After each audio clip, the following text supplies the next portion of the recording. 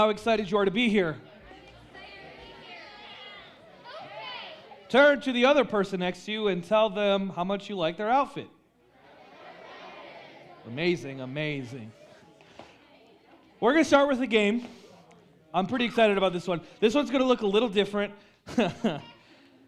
Where's Wooster? Where's Jacob? Do you have your sunglasses? Can I steal them from you for a second? Just don't break them. I won't break them. Oh, jeez. Someone has way too much confidence in their youth pastor. I come to you and I am I guess I should take these off first, huh? I'm an agent. I'm here looking for other agents. Thank you. Your mission, should you choose to accept it, is to try to find the secret move. Damon, would you come and join me for a second?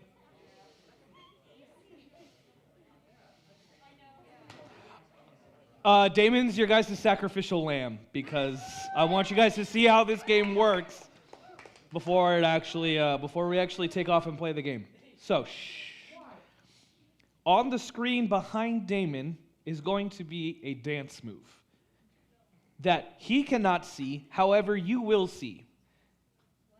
And he has to dance for 60 seconds until he gets what that dance move is. So, for example, let's just say it's up on the screen behind him, and give me a dance move that's like the stanky leg. Remember the stanky leg? I don't know how to do it. So Damon's gonna dance. He's gonna dab, and he's gonna do whatever. And then let's just say, okay, I got it. It's the stanky leg, and he starts doing it. He got it right, and then you can cheer and clap for him, and then we move on to the next person. So basically, you're like, please don't make me play this game. Don't worry. Only if you want to come up and dance in front of everyone will I make you come up and dance in front of everyone. But we're letting Damon go first. Oh, sorry, I'm a secret agent. Your mission, should you choose to accept it, is to find the secret move. Damon, are you ready? No. Me neither. All right, Amy, will you pull up whatever the first secret move is? Okay, that is your secret move. Everyone else, if you feel him coming close to it, cheer him on. Ready? You literally just do whatever. And you have 60 seconds. You can cheer him on, but you can't tell him what it is. Yeah. It's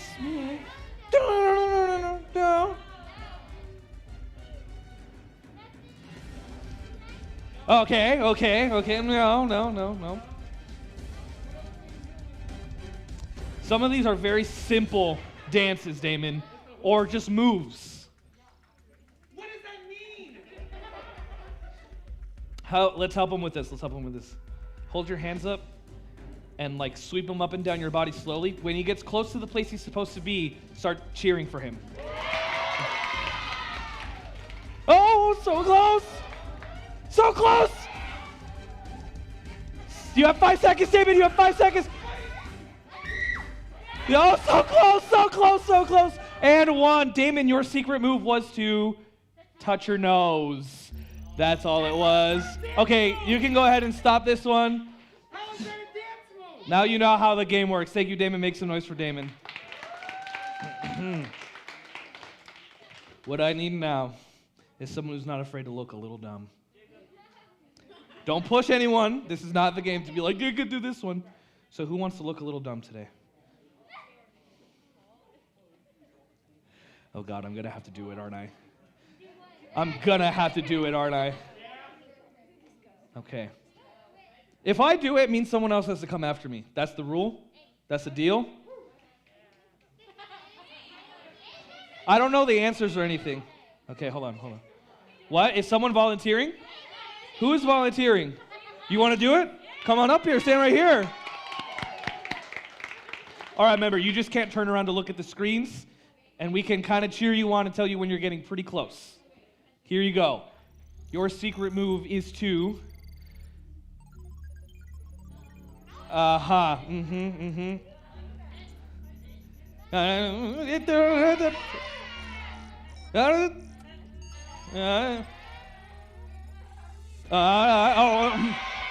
Okay, I have to tell you this. Before you keep going. You can pull down your mask for this one.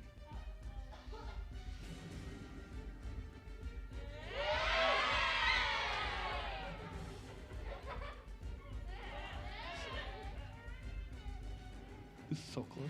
Yes! Absolutely! Oh my gosh! Your secret move was to stick your tongue out, and you absolutely got it. Absolutely beautiful. Make some noise for her. Oh, that was beautiful.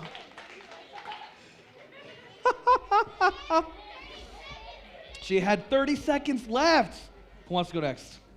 Your mission, should you choose to accept it, is to find out your secret move. Who would like to go next? Not you, but both of you? No? Are you positive? Something tells me you kind of want to. Do they want to go? Why don't you both come up together as a team? Come join me. Cheer them on, cheer them on. Jeez. Best friends, all right. Your secret move, remember, you just can't turn around to look at the... It's fine, it's fine. Here's your secret move. Remember, don't turn around to look at the screens at all. Oh. Okay. This is going to be good. All right, ready? Go. Try to figure it out.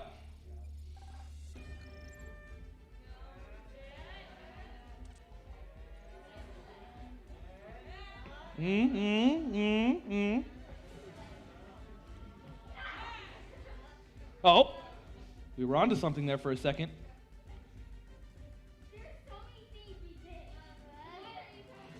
Oh.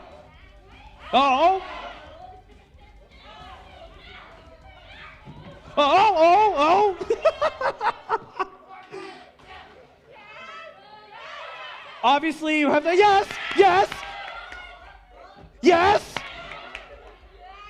You're getting warmer. You have 20 seconds. Yes. You're almost there. 10 seconds. Yes. No, what are you doing? Keep going all the way. Yes. Make some noise for that. Your move was to lay down on the ground, and you had it. Make some noise for them, ladies and gentlemen. You guys can go back to your seats. I should just record the audio of you guys going, oh, no.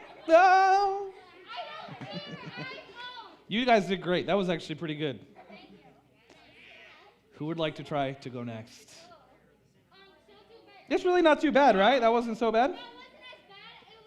It was the most funny part was pushing her. Pushing her was the funniest part. No, I have a volunteer. Megan. Megan, do you want to? No. Are you sure? Yeah. All right. We win. It's your turn. Destiny and Morgan both want to go? All right, let's go.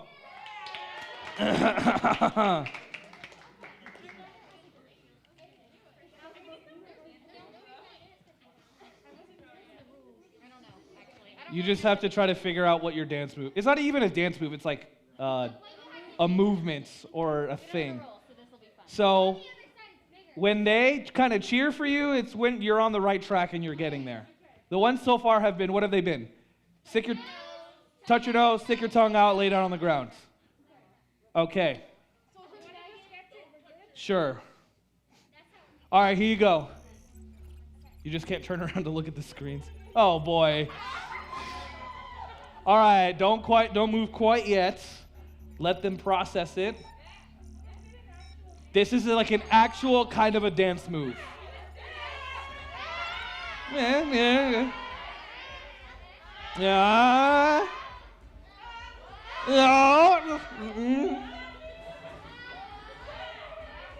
You are using the right limbs. Yeah, yes, absolutely.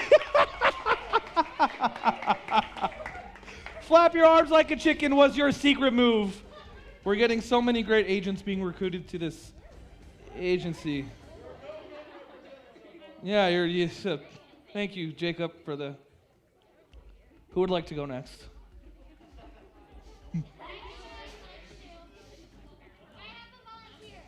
You can't volunteer someone unless we really can't get anyone, in which case I'm just going to make you do it. All right, go ahead. Come on up. Why not? At this point, I'll just take it. All right. Are you ready? Megan, are you ready? Are you sure? It's not too bad, I promise. Go ahead and give us our secret move. Oh, okay. All right. You guys got this. Very close. Here you go. Here goes your time. Ready, set, go.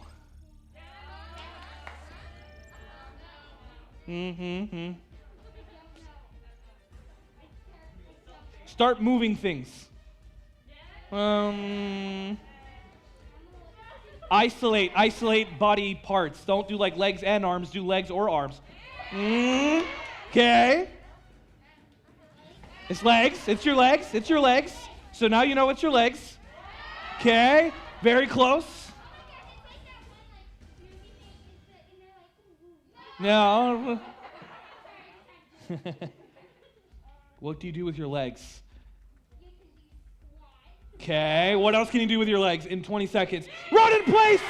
Run in place is absolutely correct. With about 17 seconds left on the board. I'm going to just start calling you guys up in groups. Front row, let's go. I figure it's less embarrassing if it's several of you.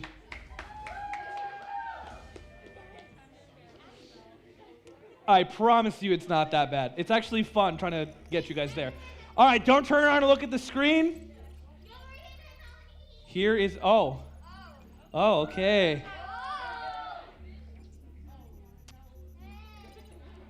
All right, we're going to try and help you with this one. Ready, set, go. 6 seconds starts now.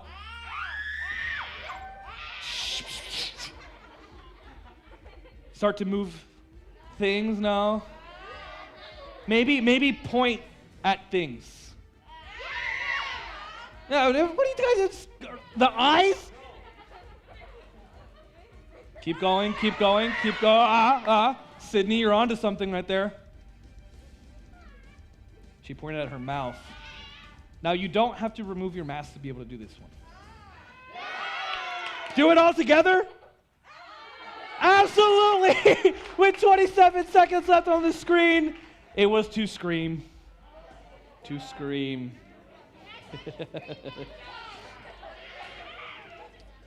Let's get one more set of volunteers. Who doesn't mind going with like a few people? You guys right here, this whole chunk? Yeah, whoever wants to, yeah, let's go. Y'all are so brave. Y'all are so brave. Amy, give us like a good one. I don't know if you could see them before, but usually toward the end they get a little better. All right, here you go. Don't turn around and look at the screen. What are you doing, breaking every rule? Your secret move is to stop looking at the TVs. Okay, wait. We're going to a different one. Okay. Ready? Your time is ready, set, go.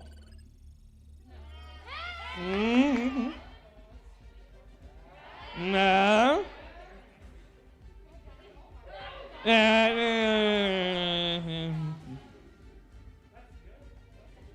No?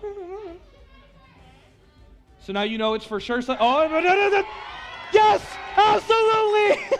With 40 seconds left on the screen, your secret task was to jump in the air, which you guys did very delicately. Turn to the person next to you and tell them, I'm excited to see what God's going to do today. All right, ladies and gentlemen, I got a new laptop stand, so if this is a little weird, I'm sorry. As a young boy, which if you don't remember, yeah. As a young boy, I tried my hand at a few different talents and hobbies and stuff like that. I started with soccer.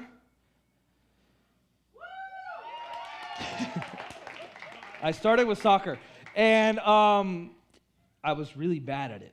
I was so bad at it, which makes me really sad because nowadays I really love soccer. I love watching it. I wish I could play, and like as a kid, I just didn't understand what was going on, you know? I was just like, yeah, my dad always told me, he's like, dude, watching you play soccer, everyone was on the team was like playing, and you were like chasing butterflies off to the side. I was like, thanks, Dad. Thanks, yeah. I went back and I played on like a summer league on like Tuesday nights with like a bunch of old people this is like 3 years ago, and I had the most fun of my life, but I was terrible. And so, I tried soccer. I was really bad at it. Then I stopped doing soccer and I moved to karate. Does anyone ever do like karate or martial arts or any of those things? Okay, cool. So I tried karate, and let me tell you, I was okay at karate. I got a silver medal one time in like sparring, and then a gold medal one time in sword fighting. We did sword fighting. And let me tell you, they did. Yeah, 20 years later. I had like it was like they had these like foam swords, and they had like colors like red and purple and green. Star Wars nerd in me was like, yes, I am loving every second of this. Unfortunately, my karate career was cut short because one day, and if you are cringing at injuries, maybe don't listen, but I was running around. They had it was like a foam board floor, and you're like barefoot, obviously, so I'm like running around doing laps. And I don't know how it happened, but I jammed my toe into hold on, it gets worse. I jammed my toe into the floor. This is so gross. And I don't know how it happened, but it shoved my toenail back into my foot. Yeah. And the nail bed was like bleeding, and it was like, got it. So that knocked me out of karate for like 2 or 3 weeks. Because I couldn't walk. It like hurt really bad. I remember I went to like Walmart, and I had to use one of those little carts, beep, beep, beep, beep, beep. Like this 10-year-old kid, like beep, beep, beep, like what, toenail. So I went back to karate like 3 weeks later, and I was like, all right, time to give us another shot. And I don't know why I thought this was a good idea, but I had one of those like bags that you like punch and kick and stuff, and I was like, okay, yeah, like a punching bag. Thanks, yeah, thanks. And I was like, all right, I'm gonna do this, and I was punching, and I was like, I'm gonna try kicking it. So I kicked it, and you're really supposed to sideways or whatever, and I looked like my toe, and guess what happened again? Toenail back into the body. Hurt so bad, I cried a whole lot. I quit karate the next week. Trim your toenails and be careful with your feet when you're running around barefoot. So that's my spiritual advice to you for the week. So then I picked up music. I was like, okay, I'm obviously not good at physical things, so I'm going to try something that is like brain. So I picked up music, and I spent hours in my garage playing along with my favorite Nirvana albums and stuff like that, like in the garage, in the summer, sweating, screaming, doing my thing. I taught myself as many things as I could possibly learn just by myself. And the good news is that my family supported me. My dad, I'd be like, hey dad, I kind of want to do this. He's like, yeah, let's get you an okay instrument to start out with. And then once he saw that I was, actually committed to it, he got me a nicer guitar. But the thing is that my parents and no one in my family is musical. I have uncles that are musical, but no one in my family is. So when I became a musician, it was like, where did that come from? So, but that being said, my family never really understood what I was doing. They'd see me play, and they would see me play for a year and be like, oh yeah, you play the guitar. But they couldn't tell if I played something a year ago and I played something now, if there was a difference in the way that I played it, if I got better, if I got worse, if I was doing good, if I wasn't doing good, any of those things. I had an uncle one time come and stay with us, and he was listening to me play, and he was like, hey, you're making some good progress. And I was like, you noticed? That's weird. Because my family never really paid attention to it. They couldn't really tell. Again, they're not musicians. They couldn't really tell the difference anyway. So I just quietly trucked along, learning music, doing my thing, and I'm obviously still doing it today. Not obviously, because we haven't done music here in forever, but it's coming back soon, I promise. It's coming back soon, I promise. Some of you who only come to youth group are like, you guys do music here? How? Anyway. You'll see. So, what about you guys? Do you guys have any special talents that you guys can do? Maybe not music, maybe something completely random. Turn to the person next to you. Tell them something that you can do, maybe a type of talent that you have. I'll give you 30 seconds. Ready, set, go. And at the end of those 30 seconds, I'm going to ask you to share your partner's talents if they want to share and if you want to share.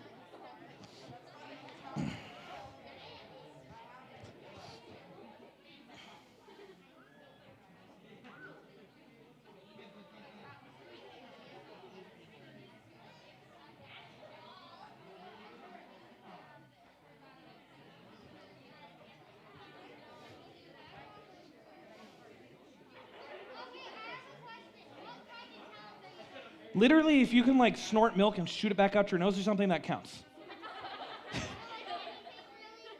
Anything really. Another few seconds.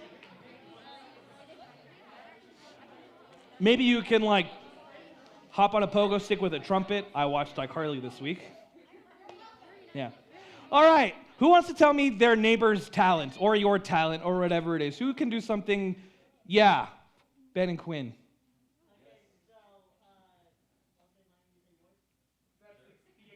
Whatever, it doesn't matter. You can what? Freestyle, rap, and sing? I'm not going to make you do that right now, but I kind of want to hear that later. Anyway. Ben, what could you do? At art? Wow. Who would have thought? That's cool. Who else? Whose neighbor had a really cool talent? Yeah. She shows sheep and dogs. Say that 5 times fast. She shows sheep and dogs. She shows sheep and dogs. That's cool. That's cool. At other things? Like rocks or something? Cool. Very cool. Who else? Are you raising your hand back there, or did you just... What's up? You can what? Shh.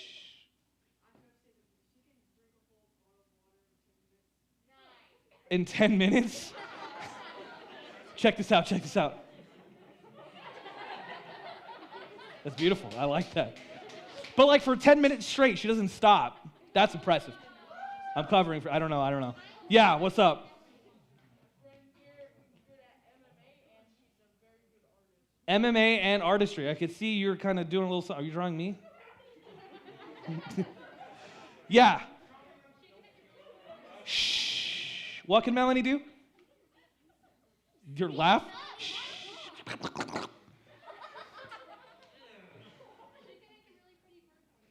Bird noise?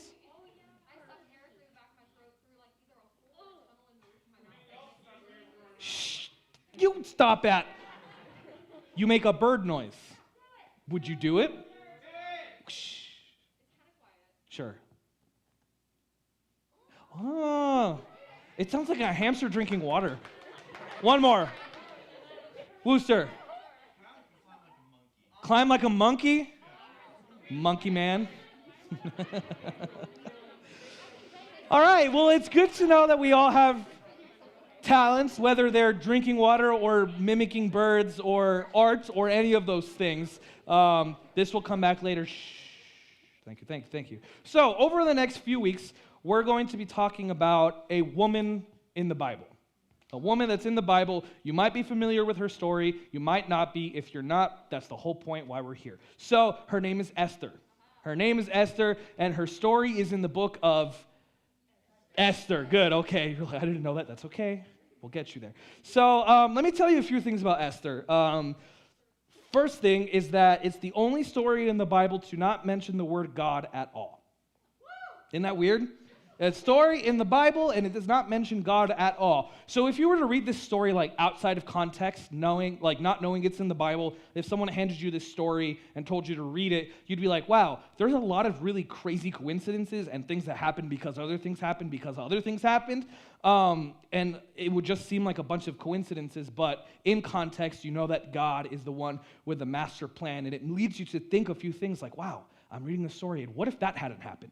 What if that hadn't happened? What if that was a little different? And, in our lives, good or bad, we always ask those things, like, what if I had not done that 3 years ago? What if I had gone to this school instead of that school? All of these things. But the question I want you to ask yourselves with the what if is, what if God has a master plan for your life?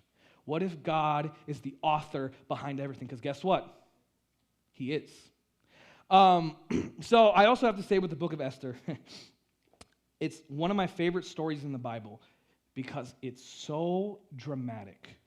Like soap opera dramatic. Like I'm going to break it down for you guys over the next few weeks, and there's going to be a point where you're like, what? My mom watches these like soap operas. That's what this is. Like it's so dramatic. So let me tell you the beginning of the story of Esther. We're going to go through this week by week over the next few weeks, and it starts off with a large group of Israelites, people who are from the nation of Israel, and they're living in Persia. Does anyone know? Where's Persia nowadays? Yeah. Next to the Mediterranean Sea. Do you know what country it is nowadays? It's like the patch of land obviously still exists. No. Good try. It's Iran. the country of Iran. Where that was Persia. And the king of Persia, his name was Xerxes. Xerxes is having a giant party, like a big, huge, massive party. And I'm literally quoting from Esther right now. It says this, to describe his party. There were couches of gold. Wine was served in goblets of gold, all different from each other. So each goblet was different from the other one.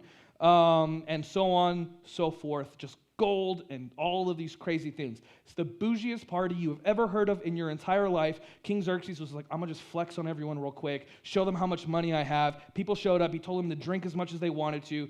It went on for a really long time, too. Like, not just a night. It was like weeks and stuff. So, Xerxes, being probably really, really drunk off all the wine that he's giving everyone, decides that he wants his wife to put on a crown, put on nice clothes. His wife is the queen, obviously. He wants her to put on a crown, put on nice clothes so he can show everyone how beautiful she is, so she could dance in front of everyone and show her off. And he's really drunk, so he's probably like, come on, babe, do it, you know? And naturally, what do you think she says?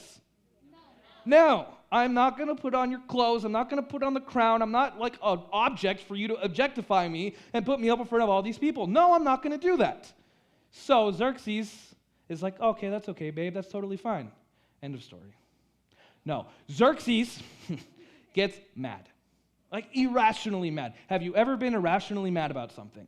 Like maybe even as soon as you were done throwing your tantrum, you were like, you should not have gotten that mad about that. That was really not that big of a deal. I think we've all been there. So Xerxes was mad because he was embarrassed by the queen in front of all of these people, all of his guests, because he's the king. He has absolute power. What he says goes. Look how much he's flexing all this money. I'm so powerful, and yet my wife told me no in front of everyone. I'm embarrassed. Get over yourself, dude. So he does a very logical thing.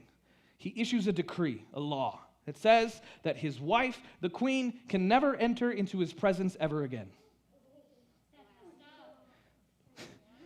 I know. So, she's banned from his presence. She can never come near him ever again. So, like me when I was in high school, he immediately starts looking for another girl. Self-roast. So he sends his men out to go gather up the most beautiful women in all the land and bring them to him. It's like BC Tinder. Like it just he goes out, grabs all these women, brings them back. And one of the girls that he chose was this woman named Esther. So he gets Esther, and this is what happens in Esther chapter 2, verses 5 through 7. Forewarning you, there's a lot of really big names in this. Okay? Now there was in the citadel was like a city or like a thing of Susa, a Jew of the tribe of Benjamin named Mordecai. So there's a guy named Mordecai, son of Jair, the son of Shimei, the son of Kish, who had been carried into exile from Jerusalem by, ready for this one, Nebuchadnezzar, king of Babylon, along those taken captive with, I wrote this one down, Jehoiachin, king of Judah. Mordecai had a cousin named Hadassah whom he brought up because she had neither father nor mother. This woman, who was also known as Esther, had a lovely figure and was beautiful. Mordecai had taken her as his own daughter when her father and mother died. So tell me, what do we know about Esther so far? Just shout it out. She was pretty. She doesn't have a mom or dad. Okay. She had a lovely figure. That's about it. Who was Mordecai? Her cousin. Her cousin who raised her up because she didn't have a mom, she didn't have a dad. So,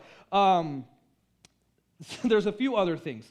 So they were in Persia, but before that, the Israelites had been taken over by the Babylonians, this other just kingdom. They came in and they took her people as captives. Then those Babylonians were then conquered by the Persians. So it was like double takeover.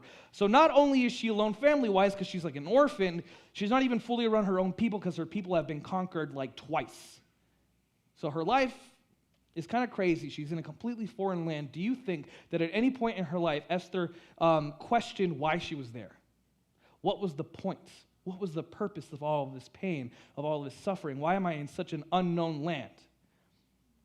I think no matter how good or bad your life is, we've all kind of had that question. What's the point? Why am I here?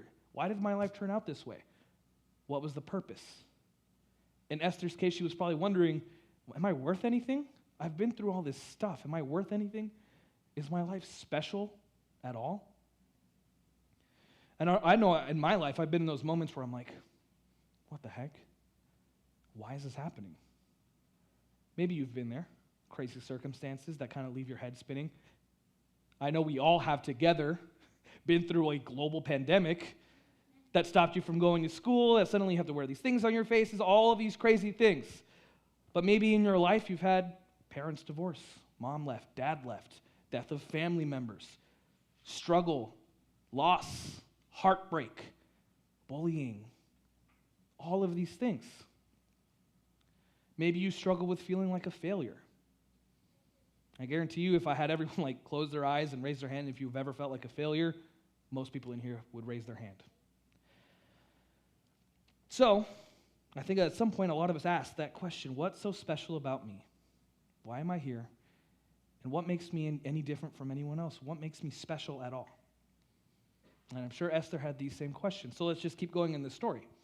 The king's men go out and gather up the most beautiful women that they can find.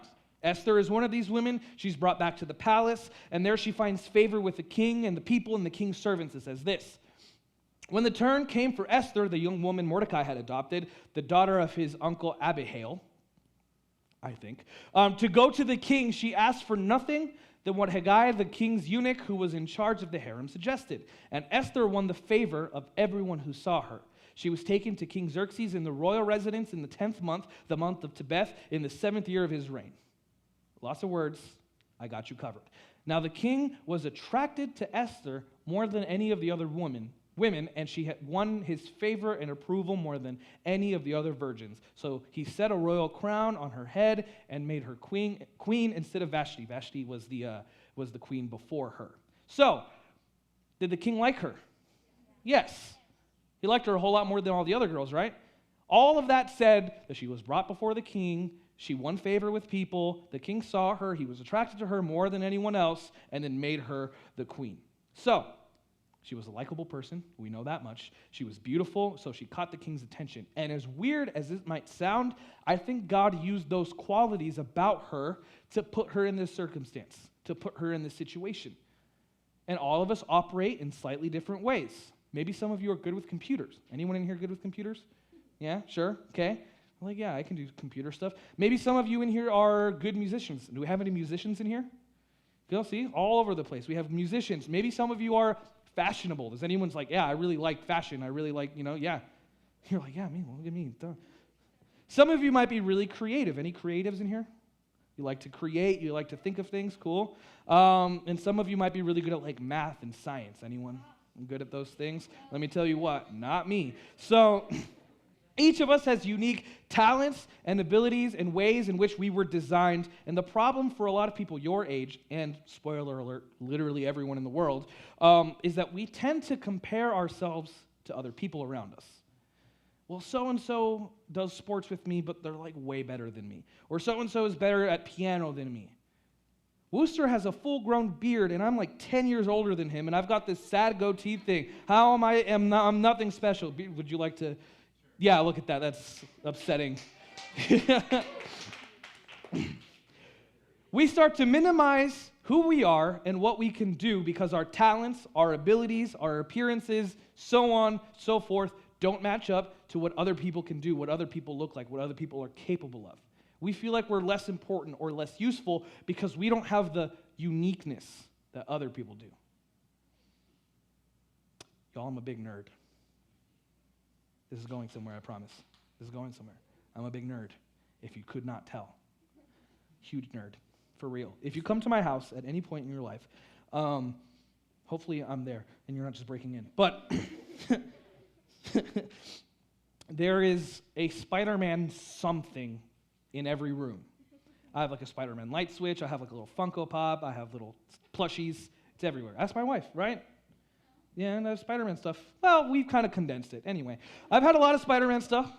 I own every Spider-Man movie. All of them. And I could literally tell you what version of Spider-Man I'm looking at based on the suit. You could show me, it's like, hey, who's this? Oh yeah, that's Tobey Maguire, Spider-Man, Spider-Man 2. That's Spider-Man 3. That's Tom Holland from the second movie, blah, blah, blah, blah, blah. You're like, what in the world? Listen, I have friends who are into sports, friends that are into cars and all of those things. And does it ever feel kind of cringy to me that I'm the Spider-Man guy? Yeah. Especially when I was 20 years old. It was my birthday. Guess what my mom got me? Spider-Man lunchbox. 20 years old. I was like, oh, thanks, Mom. Do you think it's ever cringy for me to be the Spider-Man guy? Yeah, sure, I can tell you all my theories about how I think Spider-Man, like the old Spider-Man actors are going to be in the next Spider-Man movie and what kind of roles they're going to be doing and what I think they're going to do in the movie based on old Spider-Man comic books. But can I change a tire? Mind your business. Mind your business. I have insurance. And I think this all comes from this weird desire that I have in me to, if I like something, I have to know everything about it. Can anyone relate? Like you can't just like passively like something. You like fall into a hole of like, I need to know everything about it. I've seen it happen. I remember I was like, Amy was like, hey, there's this band called BTS. And I was like, oh, they're pretty cool. And the next thing I know, she fell into the hole. And I was like, oh my gosh, you're gone. And then guess what happened to me? I was like, you good in there? And I fell into the hole. It's just weird. I have to know everything there is to know about the things that I like. I fall into Wikipedia holes all the time. Like I'll look something up, I'll be like, oh, that's pretty cool, and then start reading about it, and then start reading about the next article that it's attached to, and keep going. Wikipedia is bad. Can you stop? I'm like, just stop. Like recently, me and Morgan have been watching we watched Godzilla, and then we watched Kong Skull Island, and we're gonna watch Godzilla King of Monsters, so that we can get ready to watch Godzilla versus Kong. And I watched the movies, and then when I was done watching the movies, I looked up the movie on Wikipedia. I looked at the actors. I looked at where it was filmed. I looked at how they filmed it. I looked at the old like Godzilla movies from like the 1950s and like how it impacted Japanese culture and how it changed when it came to America. It's upsetting. I can't just passively like anything. It's very upsetting. That's why I think when I started to learn music, even though no one else in my family did understand what I was doing or anything, no one could really relate and no one could really help. I learned regardless. I pushed through. It's why when I became a Christian, when I was 19 years old, I wanted to learn everything about the scriptures and about the story of Jesus and about the person of Jesus and how it has impacted the past and how it's impacting me right now and how it's going to impact my future and how I can tell other people about Jesus. I had to learn all of those things as fast as possible. I took this weird part of me, this desire to know things, and I gave it to God. I said, God, use this. I gave my music abilities to God. I gave my nerdiness to God. And God, I feel like, has really used it. And if you don't believe me, there's this kid who used to come to youth group. He moved, and I'm just going to be honest, I don't know where he's at spiritually. I don't know what his situation is. And when he told me he was leaving, and because he was moving across the town and wasn't going to be able to come, I was like, that's the end of that one. I'm not going to see him again. He still hits me up nowadays. Guess why? Because we like Spider-Man, because we like Star Wars and DC and Marvel and all of those things. God has used that nerdiness side of me. Ignite, too many times we sit here and we compare our talents and our likes and and all of those things, and we say, well, I'm not as cool or as interesting as other people. That person plays piano. I can draw stick figures. It's important for you to know that no matter how old you are, no matter what you struggle with, every single one of you is unique. There is no one like you. There is no one like you on the face of the planet. God designed you uniquely to be you. And everyone is unique. Doesn't that make everyone not unique? Stop it. Everyone is unique and important and useful for the kingdom of God. So here's what I want you guys to do. Turn to the person next to you on one side and say, there's no one like you. Turn to the person on the other side. Say, you have a purpose. Now, you've told other people that. I know this is kind of weird, but hold your hands up and look down at yourself and say, there's no one like me. No. Shh. Say it and believe. That's beautiful. Oh my gosh, can we have this energy? There's no one like me. Say it. I have a purpose. Do you believe it? Don't repeat that. You know better than that. Shh. Listen. God has designed you uniquely. Your likes, your talents, your dislikes, your personalities, all of that, God has uniquely designed you to be able to use you in a way that He couldn't use anyone else, because everyone is wired a little bit different. As we will discuss over the next few weeks, Esther, even though she was an orphan, she felt alone. Her people were taken by 2 different kingdoms. She discovered that she wasn't a mistake, and her life had a purpose, and her purpose was to save the lives of countless others. Her likes, her talents, her giftings weren't like everyone else, but they were important because they ended up saving lives. Your talent, your likes, your giftings are important as well. God designed you that way so you can use them. And when you finally get to the point where you stop asking God, why am I not like them? And instead you start asking God, how do you want to use me the way I am right now? You won't believe the amazing things He's going to do with your talents, your likes, and your giftings. There is a reason, Ignite, that you are the way you are. Let's pray. Father God, we love you, we praise you. I hope that all of these kids in front of me realize that you have uniquely created them, you have given them a purpose, and God, you can change so many lives through just them. You can impact so many people through them. And so I would pray that all these kids in front of me right now would not look at other people and compare themselves. I'm not as cool as that person. I'm not as good as that person. But instead say, God, how will you complete me? How will you fulfill me? And how will you use me? I pray for this Esther series as we go forward and listen to this story that it impacts us in a unique way.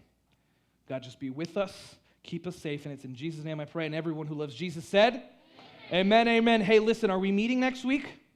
No. Rodeo break. We just take the week off. It's okay. You'll survive. We'll be back the week after talking about Esther. Are we meeting next week? No. Cool. So I'm going to dismiss you guys here in a second, but I want to dismiss you in this interesting way. I want you guys to all stand up and find a partner. Don't worry, you're not going to be stuck with this person. Just find someone who's next to you because your objective is to try to beat them. If you don't have a partner, raise your hands. If you're vibing by yourself, over here, you don't have one? How many people don't have one? You. We need one person over here. No, you can't be a threesome. You have to be a 2. You don't have one. You don't have one. If you don't have a partner where you just like step out or off to the side. Okay, so you 2, and then you 2 right there. Say hi to each other. Don't worry if you're like, I don't know who these people are. That's fine. We're basically playing an extreme version of rock, paper, scissors. You're not doing rock, paper, scissors, though. You're doing, what is it? It's gorilla, rawr, man, gun. Okay? Let me think of how this goes. Gorilla beats man. Man beats gun, because he can use the gun, but gun beats gorilla. Harambe. Do you remember that? You guys were too young for that, huh? Anyway. So you're actually going to turn away from each other, and I'm going to say 1, 2, 3, go. And when I say go, you turn around and you're either the gorilla, rawr, the man, or the gun. If you lose, get out of here. Cool? Ready? Choose the one that you're thinking of. Ready? Ready, set, go. Oh, man. If you lost, get out of here. If you're still in, find someone else. We're going to keep going. If it's a tie, do it again. Ready? If it was a tie, I'm giving you a chance to do it again. Ready? 3, 2, 1, go. Oh, man. If you lost, get out of here. If you don't remember what they are, I'll help you. We good? Wow, this got trimmed down real fast. All right, does everyone have a partner? I think it's you 2. Are you still in the game? No, you're just vibing. Okay, cool. All right, ready? Turn away from each other. I feel like it's always Miguel and Damon that end up playing together somehow. Ready? Choose your one. 3, 2, 1, go. If you lost, get out of here. If you tied, just stay with that person. What? What were you? Gun, man beats gun. Gun, get out of here. Yes. What? Gorilla beats man. Ready? What? You don't have a partner. Are you still in? Who's still in? Back there, behind Damon.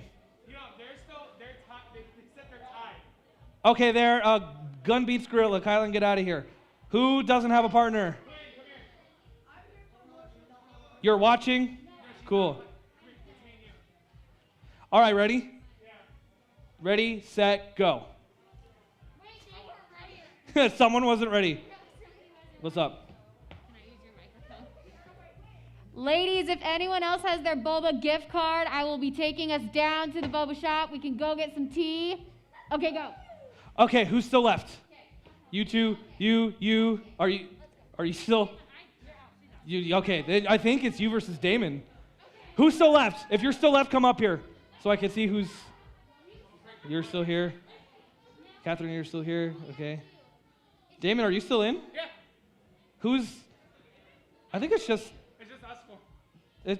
Wait, are you still in? Are you still in? Okay, so it's you four. I lost the first round. If Damon wins, I'll give it this one. that's sad. I mean, I'm not giving anything away. This is just fun. What am I doing this for? I don't know. All right. Are you faced away from each other? Ready, set, go. Man beats gun. That's it. So that's you versus you? No, I lost. She was man. I was gun. Okay, you have one more round. This is it. Championship round. Ready? 3, 2, 1, go. Man beats gun.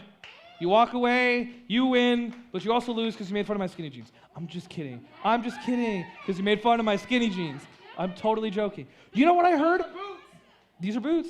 You know what I heard? Skinny jeans are out. Really? Yeah. Fashion trend wise, they're out. Baggy jeans. So like you're ahead of the game. Later, man. Bye, bro. Congratulations, you win. You win a